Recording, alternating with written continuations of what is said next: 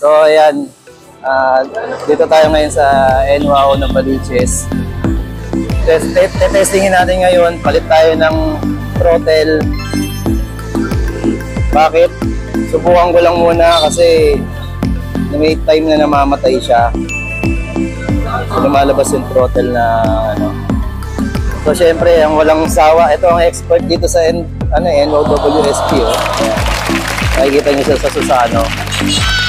So maraming marami na tong ginagawang hindi dapat ginagawa ng mekaniko. Puro extra mile na to, no?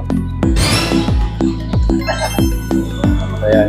Actually, ito, ako lang talaga nagbabaklas nito, pero alam niyo naman ang servisyo ng NWOW dito. Medyo maingay lang dito, kaya papahig na tayo. Okay na yan. Tanggal na yun dito. So, ito sa harapan. Ayan. Kaya tama dyan, wala nang tayo ngayon eh. Nakaipit na lang yan. Nalaglag yung tayo ngayon.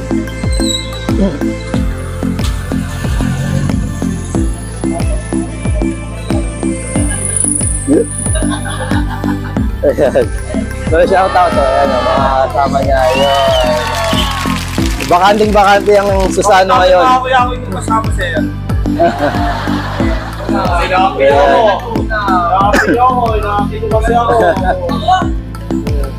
Ayan. Wait, tingnan natin yung WSP pa dyan. Meron pa isang WSP dito, kulay blue. Ayan. So, ayan, tingnan natin ngayon. Uy, ito talaga, oh. Yung nakaraan, feature natin yung EMC, yung bago. So, ito na. Alas na. Dilim. Wow! So, yan. Cable tie. Papa-cable tie na nga natin ito para mabawasan yung alog. Yan. Dapat na nakatayo. Ito. Nakaganyan para hindi nakasalo. Pag nakasalo kasi yan, yun. Lalong nababasa yan. So, yan. Basang na yun. So, ganun lang kadalig magpalit ng throttle niya. Kaya, yes! Okay, mamaya ulit, tingnan natin. Ayan, nakakabit na. Bilis naman ito nakakabit. Nalingat lang ako. So, yun lang naman kasi. Tumilo lang kasi sa baba yan. Tapos, talas na yan. Hugot lang kagad yan. So, ito, nakakabit lang to. Naka-jack lang yan. Kaya, ganun kadali lang ang ng NWOW. Okay. Ayun. Tapos pa ibang ko yan. Kali natin. Meron siya. Papaguhin ko sa amin. Kita niyo to eh. Ano na to, laging WSP na ginagawa nito eh. Kaya kahit nakapikit. Pero madami din tong kasalanan, ginawang binasag ng mga ganito.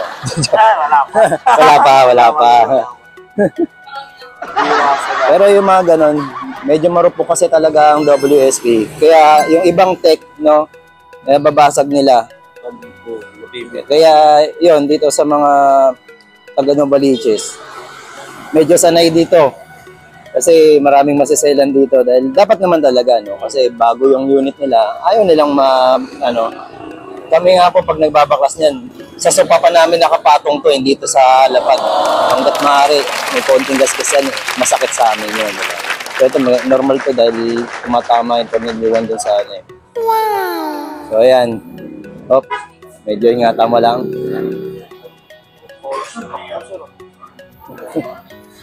Hindi, kailangan masubukan to pag may load, nakasakay. Wala kasi kami. Ayan, nalalaman na nila tuloy yung sikreto natin. So yan, yung tenga nito, tatanggal yan eh. Oh, nawala. Nalaglag. So ayan muna, check muna natin ulit.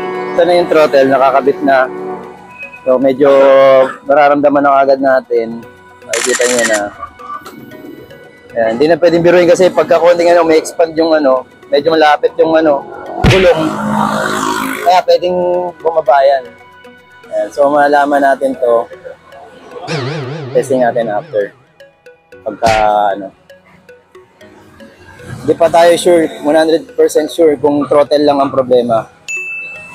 Kaya observe pa natin.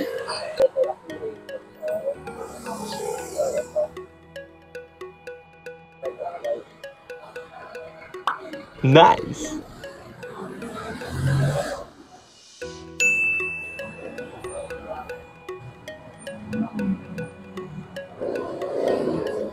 Papakilala ko lang po kayo. Boss, anong pangalan mo? Limwell. Master daw nila dito sa NWAC Susano. Alala lang natin si Limwell. So, checking din dun sa wiring ng hub. Kasi nangyayari pala yan kapag minsan na pagka nakababa, nababatak. So, kaya nagkakaroon ng error. So, possible pala yun. Ngayon ko lang din na pwede nga pala mangyari yan. Ayan, so checking dun sa wire, yung orange na yan, yan yung papunta sa hub, sa motor hub. So, pinipilipit natin yan para makita, kasi minsan, ay loose. Ayan, gaya yan, meron siyang duktong. I don't know kung duktong to. Nalaman natin. Okay, check natin. So, tester ulit, tester. Wow.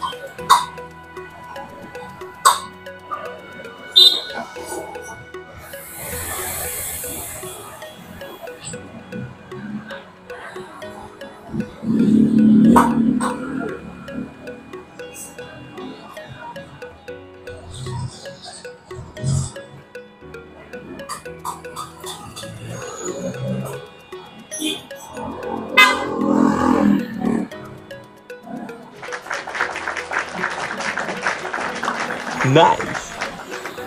Last na silipin natin yung harapan. Yung wiring sa harapan naman.